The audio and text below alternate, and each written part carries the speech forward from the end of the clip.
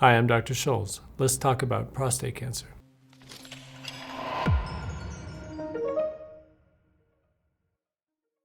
So in this video, we're going to cover an important treatment for intermediate risk or Teal prostate cancer called high dose rate temporary seeds, or HDR. Seed implantation comes in two forms. You can look at our video on permanent seeds, which is the most popular type of seed implant. In this particular type of seed implant, the seeds are put in the hospital and then removed before you go home, thus the designation of temporary seeds. Whenever you're thinking about treatment with seed implants, whether it be permanent or temporary, you need to seek out the best practitioner. These are skilled procedures. Just like a good operation, a good surgeon is needed.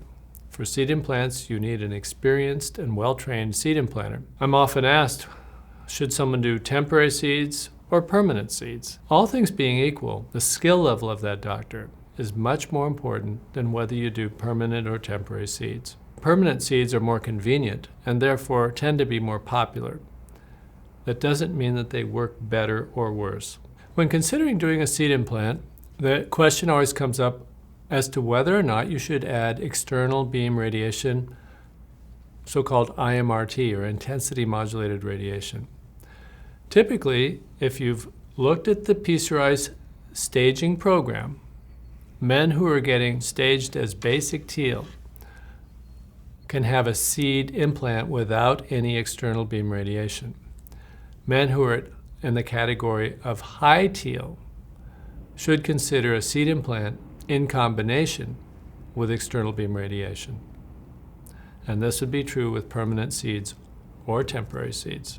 So we've talked about temporary seeds. What actually are temporary seeds? Temporary seeds use catheters, and I'm not talking about urinary catheters. I'm talking about little hollow tubes that are placed while the patient is in the hospital through the skin of the perineum. This is the skin between the scrotum and the anus, and left in place for at least 6 hours and sometimes as long as 24 hours. While the patient's in the hospital, a very high intensity iridium seed will be placed at the end of the catheter and then slowly pulled back in the area where the prostate is to administer the radiation. And 2 or 3 such cycles may be done during the hospitalization, perhaps every 6 to 8 hours. That's the essence of temporary seeds. The issue with temporary seeds, therefore, is you have to be in the hospital, and these catheters remain in place throughout the hospitalization. So that means the patient has to be semi-immobilized. No one wants the catheters to shift around and create inaccuracies of treatment. So a temporary seed implant is a more complex and involved procedure than a permanent seed implant. And when you compare these two options, that could be considered a disadvantage for temporary seeds compared to permanent seeds. So what is the advantage of doing a temporary seed procedure if a permanent seed procedure could be done more conveniently? Probably the one advantage is that because of the very fast delivery of radiation, there's some suggestion, not proof, but some suggestion that the anti-cancer efficacy may be enhanced to some degree.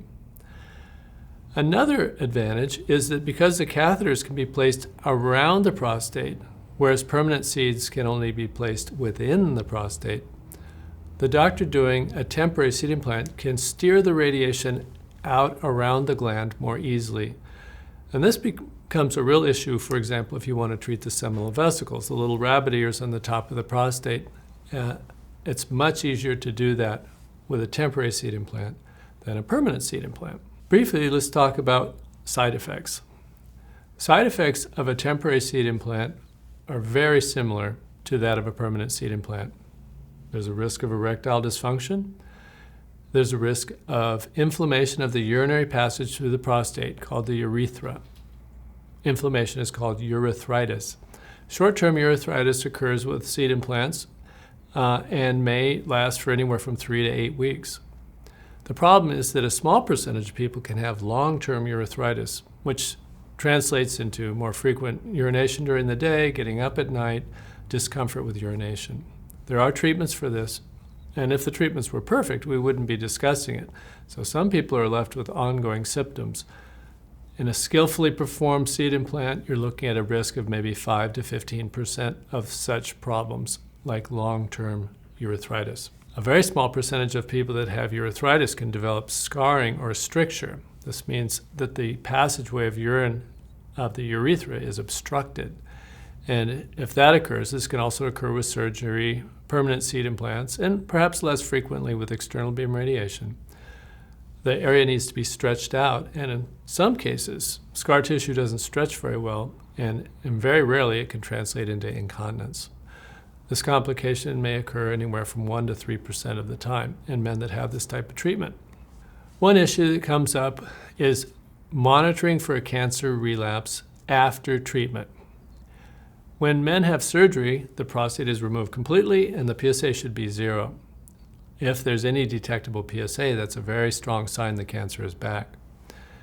After radiation, be it a seed implant or external beam, the prostate is still in place and will produce some PSA.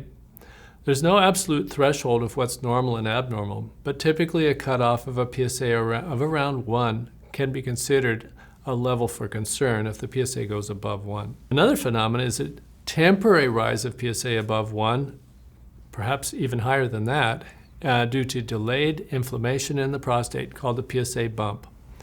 And this occurs after high-dose rate seeds in as many as 25 or 30% of men. It can occur up to 3 years after the seed implant is performed, creating all kinds of confusion and difficulty in certain cases.